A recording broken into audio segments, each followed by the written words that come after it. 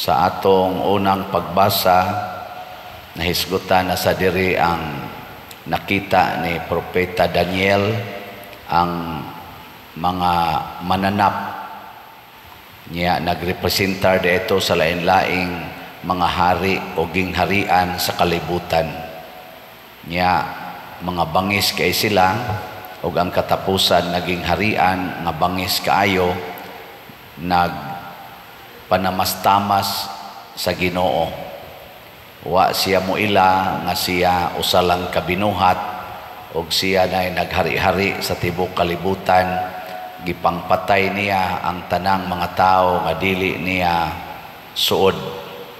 Pero sa katapusan siya gyud mo'y gipatay sa Ginoo. Karong adlaw maoron ang katapusang adlaw sa atong simbahan nga 2023. Ugmang adlaw musugod na ang bag-ong tuig sa simbahan nga mao ang Advent, first Sunday of Advent. Nya gipahinomduman ta nga sa katapusan ang mga tao sa tibuok kalibutan nakaila o wa kailas Ginoo. Matud pa sa atong ebanghelyo, moabot kini sa tanang mga tao sa tibuok kalibutan ingon sa usa ka litag.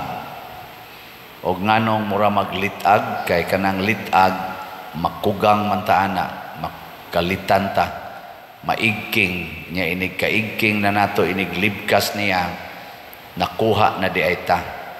O na sa una manglitag man ko og manok ihas o kanang mga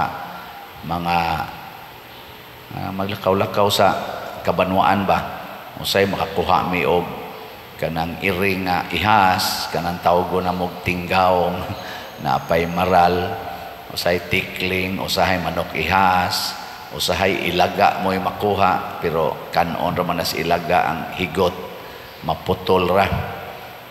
Pero kanang litag tan-aw na nimo, basta litag ani mura na siya og ordinaryo kayong lugar nya, naapag yung mga lamian nga mga pagkaon, butangan kanang gitawag na tugpaon or bait ana niya ang manok ihas or kinsa tong ganahan sa paon, mukaon siya didto nya, iniglabang na niya spikas, kuha dayon siya sa litag.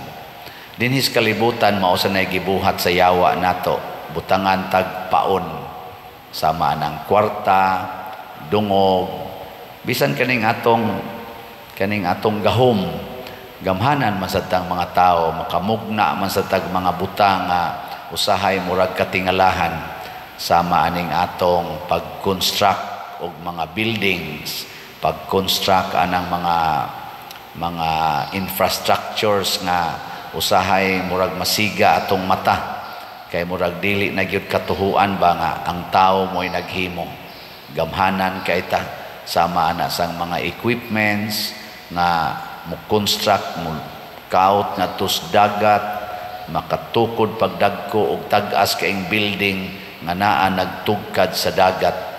Ingon ana kangilngig ang tao, nakahimo tag mga eroplano nga mulutaw sa hangin, mutabok pa ngadto sa laing planeta, kanang mga space shuttle, mga barko nga porting dagkua mulutaw sa tubig, magda pagyog mga daghan kaing eroplano, sama anang mga aircraft karon nga gipangtungtong sa kaning mga barko nga igugubat. Mao nang ngilngig kay tanawon, pero kining tanan bisag unsa pa ni ka maayo, apil na nang naghimo anang mga atomic bombs, mga nuclear weapons, mapapas gining tanan. Mao na unsa may maayong buhaton, matud pas atong tubag sa Salmo, sa tuy atong tubag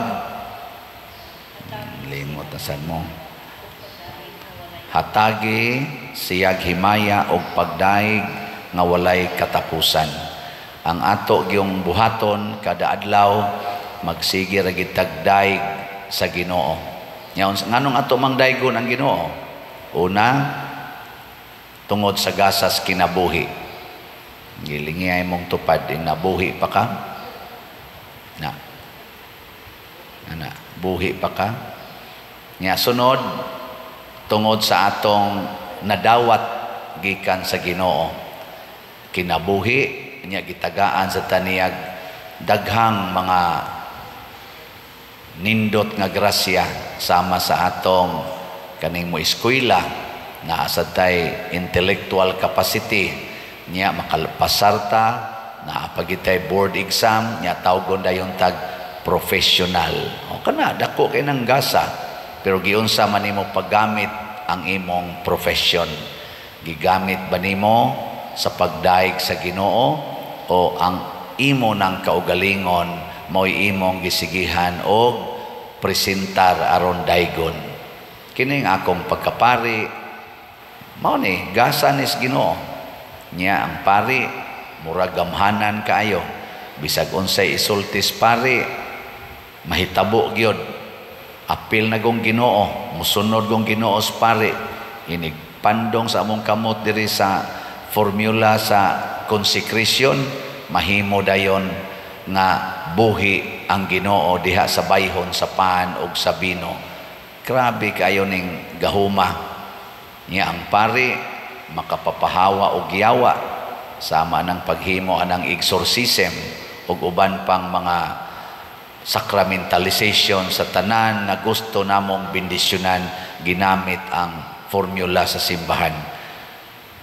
Apan ang pangutana, kaming mga pari, amo bang gigamit ang among gasa sa among pagkapari aron pagdaig o paghatag o himaya na way katapusan ngadtos Ginoo. Nya unsa may role pananglitan namong mga pari aron ang among tanan nga gibuhat naghatag og himaya og pagdaig sa Ginoo. Mo nang duna sad mi gitawag og way of life.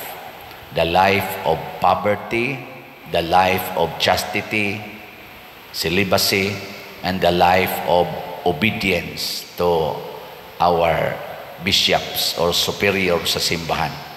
Musugod na gani mi og padato sa among kaugalingon, kanang madato na mig maayo, awa na.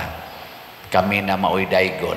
Musugod na gani mig pasikat og maayo nga kami na gyud moy hawod kay tanan, awa na. Patay ng Ginoo. Magsige na gani mighimo aning mga sikreto-sikreto nga relasyon sa mga babae o relasyon sa mga laki, depende las hilig, kana bang itawag sexual relationship, wa na, patay na. Wa na gyud magdaig sa Ginoo, pinaagi namo. Nya kumusta man sa inyong tan-aw sa akong gibuhat dinhi, makadaig pa mo sa Ginoo o makahinaway na mo? Kana bang makaingon ka bang pari manunta? Nganong na pari pa man eh? Mao sa atong kinabuhi. Ang mga bata, batanon o mga tiguang, mga tiwasunon, nindot kaayo nga ang Ginoo makita dinhi nato. Mao na ang mga santos sama aning atong patron San Vicente Ferrer, labi na gyud ang mahal nga Birhen Maria, sa buhi pa sila dinhi sa kalibutan hangtod na gyud namatay, nagdaig sa Ginoo ang ilang kinabuhi. Gipuy-an nila ang pagkaway sala, ang pagantos o ang paghigugma ngadtos mga tao hangtod gyud katapusan. So hinaut-unta nga niining ato karong pagsulod na sad sa bag-ong tuig sa simbahan, bag-o na ang atong kasing-kasing. Nga kining tuig diin ang atong simbahan nag-promote og synodality, the synodality of the church, ang pagkahiusa sa tanang sakop sa simbahan, ato taning puy-an og padayonon nining tuig na sad 2024, giniyahan sa mahal nga Birhen Maria. Ang ato dinhing simbahan sa atong parokya, sige kog baligya ninyo og slots, ambot nakapalit na ba kamo? Ubay-ubay na taghalin sa atong sitiyo, ugma na lang nako ihatag ang update ang ato sang SBF DAG, medyo gamay pa para nistong kumbinto niya ang ato sang DISAP na apay balanse. Nganong ato ning gibuhat, kanunay nako nang gipahinomdom aron makahatag tag pagdaig og himaya sa Dios. pinaagi sa atong mga ginagmay ug dinagko nga pagpaambit sa atong mga grasya labi na gid ning kwarta.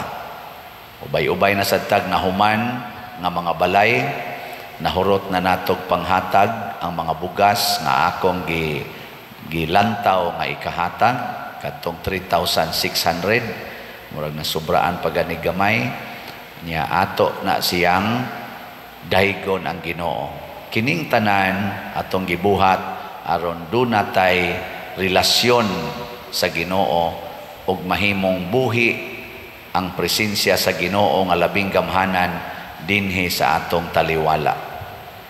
Niya, katapusang lingi sa imong tupad ing na padayon tang maghatagay og gugma.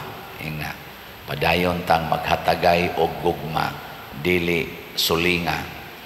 Niya, magpadayon taghatagay og gugma tungod kay ang Ginoo nahigugma man nato. Manindog ta